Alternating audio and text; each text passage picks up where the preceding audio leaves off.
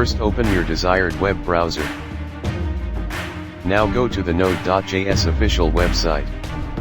Click the Windows installer button to download the latest default version. Now download the installer that matches with your CPU architecture.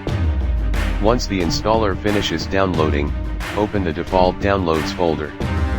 Now run the installer.exe file.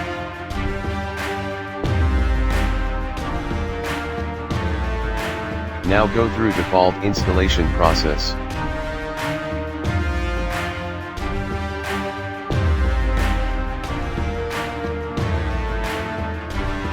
Let's check.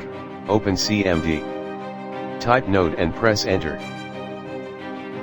You will see latest version. If you liked the video, don't forget to like and share.